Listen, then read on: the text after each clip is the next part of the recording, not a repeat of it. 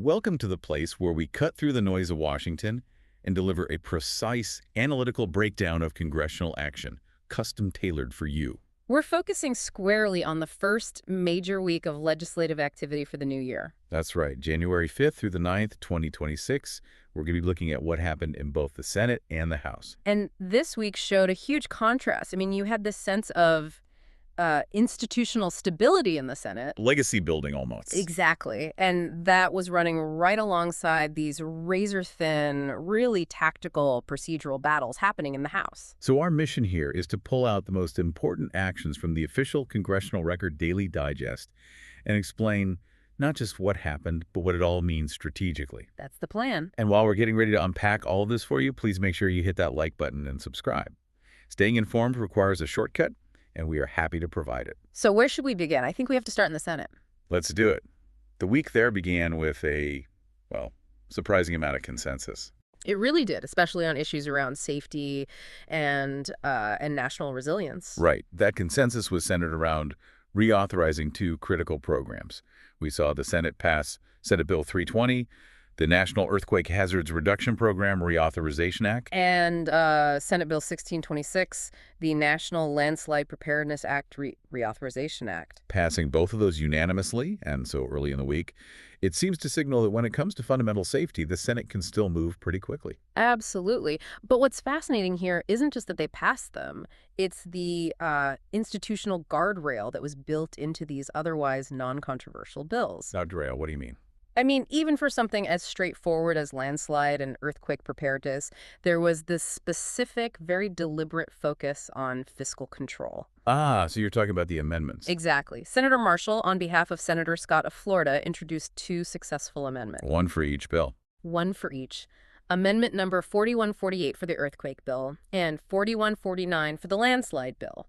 And these weren't about, technical policy changes. They were about money. They were squarely focused on establishing funding control provisions and, importantly, deficit reduction measures. So even on issues where everyone agrees the money needs to be spent, they're taking the time to write in specific language to ensure fiscal responsibility is built right into the law itself. That's it. It suggests that fiscal conservatism is no longer just, an ideological stance. It's almost a mandatory institutionalized feature of any legislation that's moving right now. Yeah, it's like a default setting. Precisely. It signals a legislative environment where spending without robust financial oversight is politically almost impossible, no matter how popular the bill is. And that commitment to shared values, it went beyond just infrastructure, didn't it? It did. We also saw unanimous agreement on Senate Resolution 288. And that one condemned the rise in ideologically motivated attacks against Jewish individuals in the United States and reaffirmed a commitment to combating anti-Semitism. A very clear statement. Yeah. But that spirit of consensus, well, it hit a major regulatory wall pretty quickly. Okay, so this brings us to that procedural tool Congress uses to challenge federal agencies, the Congressional Review Act. That's right, the CRA. And this week, the Senate tried to use that very mechanism to challenge a rule from the Environmental Protection Agency. So what were they considering? They were considering the motion to proceed to Senate Joint Resolution 86. And this resolution was designed to provide for congressional disapproval of an EPA rule. And this one was about the South Dakota Regional Haze Plan, right? That's the one. So if this resolution had passed both chambers, it would have essentially invalidated that EPA regulation. Just wiped it off the books. Exactly. It would have overturned a key piece of the administration's regulatory action in South Dakota, but the attempt, it never even got off the ground. So it didn't even get to a final vote on the merits. Not even close. The motion to proceed, which is just the simple question of whether they could even start debating the resolution, that motion failed. What was the final tally on that procedural vote? It failed with a vote of 43 yeas to 50 nays. Wow. And that result gives you a key insight into the current balance of power. The CRA is a powerful tool, but this vote just demonstrates the high procedural hurdles you have to clear to actually use it.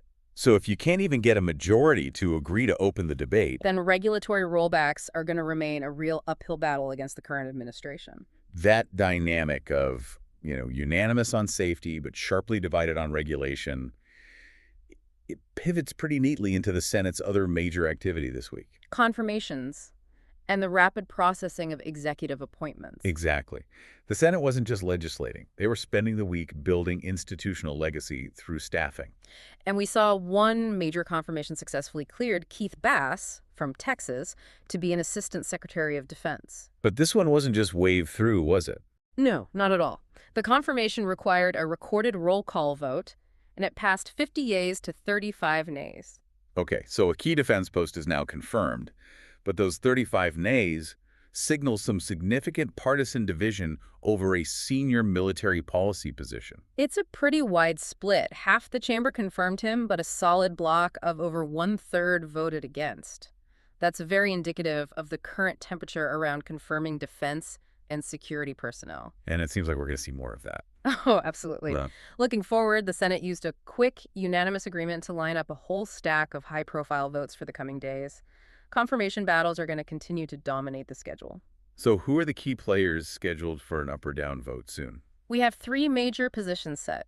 First, Joshua Simmons of Virginia is scheduled for a vote to be General Counsel of the Central Intelligence Agency. That's an absolutely critical legal and intelligence oversight role. No question. Second, Sarah Bailey of Texas is up for a vote to be the Director of National Drug Control Policy. And the third, And rounding out the schedule, Alexander C. Van Hook from Louisiana is set for confirmation as a United States District Judge for the Western District of Louisiana. and this is where that institutional legacy part gets really fascinating, though. Because beyond just the scheduled votes, the Senate received a barrage of new nominees this week. It was an avalanche. And the sheer volume of it tells a specific story about where the administration is focusing its long-term efforts. Absolutely. The pipeline is just overflowing, particularly with judicial and U.S. attorney nominations. We're talking about a very aggressive, long-term effort to staff the courts and key regional law enforcement positions. So you're saying we should look less at the individual names and more at the sheer volume and, I guess, the focus of these nominations. Precisely. The Senate received over a dozen judicial and legal nominations this week alone. I mean, we saw nominees for U.S. attorneys in Maine, North Carolina, Arkansas, and Wyoming. And that's alongside the nominations for U.S. district judgeships. In Missouri, Texas, Tennessee, Indiana, and Alaska. That aggressive push to fill U.S. attorney slots and district court judgeships, that's often what defines a presidency long after they've left office. It is. These are lifetime appointments, or at the very least, critical, high-level law enforcement jobs that shape how federal law is applied all across the country. So judicial appointments are the legacy that keeps on legislating. You could say that. It shows the Senate is prioritizing the staffing of the third branch of government just as much as it's prioritizing writing new laws. All right, shifting gears now. Let's cross the Capitol to the House of Representatives.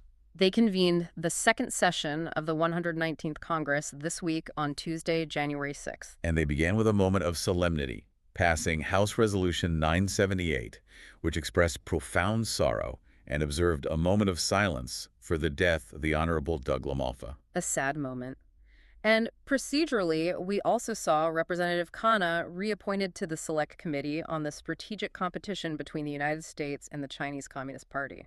But that solemnity, it gave way pretty quickly to the kind of sharp political fighting the House is known for. It certainly did.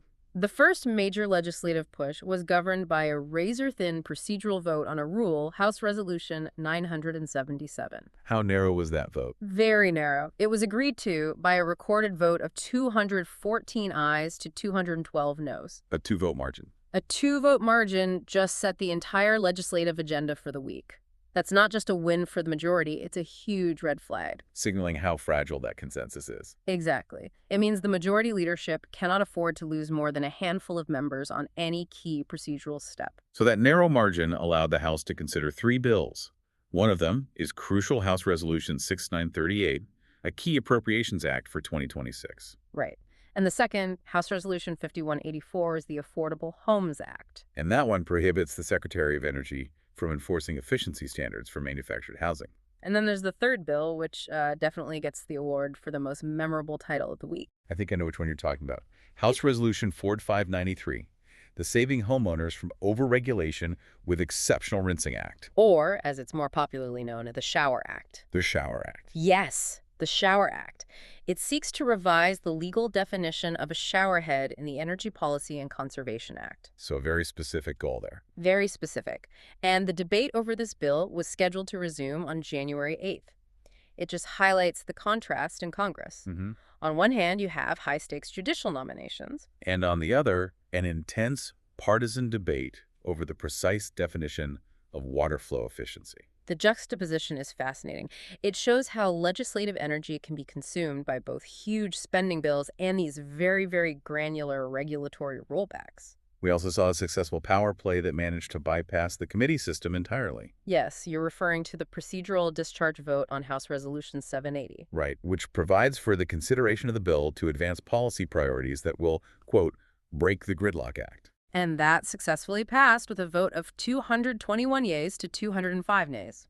Okay, so explain for our listener why a discharge vote really matters, especially since this one succeeded. Well, a discharge petition is a rare and often kind of desperate measure. It's a procedural maneuver used to take a bill out of a committee that's essentially bottlenecking it or refusing to report it out. So it's a way to force a bill to the floor. Exactly. When a discharge petition succeeds, as this one did, it signals extreme frustration with the committee chair's process.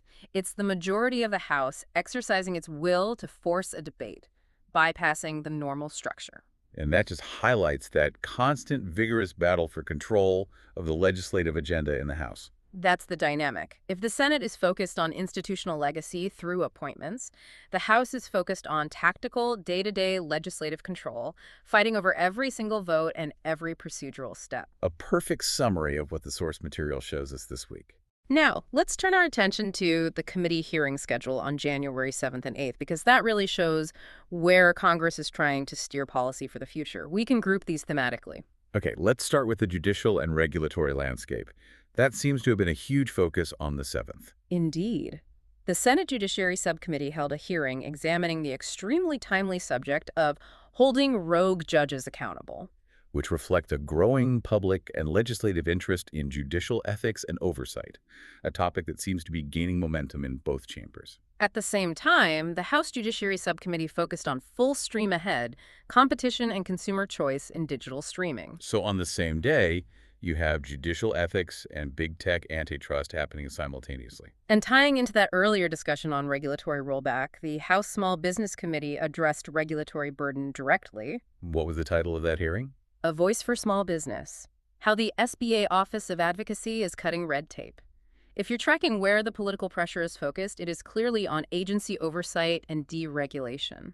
We also saw the House Oversight Committee launch what looks like a multi-part investigation. Yes, into federal fund misuse, starting with Oversight of Fraud and Misuse of Federal Funds in Minnesota, Part 1. Targeting specific states for oversight suggests a very targeted investigatory approach to resource management. Moving on to the energy, environment, and health realm, we saw the policy landscape really being shaped for the year ahead. And the House Energy Subcommittees covered a lot of ground here. They absolutely did. They held a forward-looking hearing on the 7th titled American Energy Dominance, Dawn of the New Nuclear Era, focusing on innovation and technology. And then they pivoted immediately to essential health policy the very next day. Right, with legislative proposals to support patient access to Medicare services. And the Western resource management issues were also on the table, with the House Natural Resources Subcommittee hearing. Fix our forests for affordable and reliable water and power supplies. That hearing clearly links infrastructure, environmental health, and utility stability. It's all connected. Finally, we need to note the upcoming markups, which are essentially the last stop before bills head to the floor. These are the final, detailed editing sessions for legislation. And the pipeline there shows a high interest in law enforcement and social issues. It does. The House Judiciary Full Committee is scheduled to mark up 2 bills with very similar, very focused title. The first being House Resolution 6260, the Keeping Violent Offenders Off Our Streets Act. And House Resolution 5213, the Keep Violent Criminals Off Our Streets Act. They're also marking up House Resolution 2641, which would require federal contractors to participate in the E-Verify program. And over in education and workforce. The legislative pipeline there includes markups for House Resolution 6359, the Pregnant Students' Rights Act, and House Resolution 4307, the Enhancing Detection of Human Trafficking Act. So all of these are items that have successfully made it through subcommittee and are now getting their final polish before a potential floor debate. And that's the week. I mean, this 1 week shows the immense breadth of congressional action. You've been brought up to speed on everything from fundamental safety reauthorizations for earthquakes and landslides. All the way to intensely partisan confirmation votes on defense personnel. We've covered major domestic regulatory fights like the South Dakota Haze Plan and the procedural battle over the Shower Act, all while tracking that massive push to staff the federal judiciary. So what does this all mean for you, the person tracking the currents of Congress? We've seen a clear focus on domestic affairs, agency oversight, and judicial staffing all week long. A very domestic focus. But just as we wrap up this intense domestic focus, we need to look at one highly scheduled foreign policy item. Yes, the Senate is scheduled to vote on whether to even debate Senate Joint Resolution 98. And that resolution addresses the removal of U.S. armed forces from hostilities in Venezuela that Congress has not authorized. So here's the question to think about.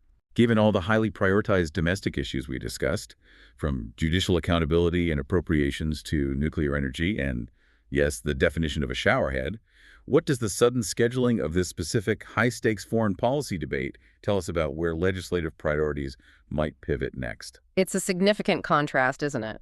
This resolution forces Congress to confront its constitutional role in undeclared international conflicts. Which is a world away from the intense domestic focus we saw otherwise this week. It suggests that even when the daily grind is consumed by incremental domestic policy and judicial nominations, the capacity for these high-stakes, constitutionally relevant foreign policy debates remains just one motion away from defining the entire legislative narrative.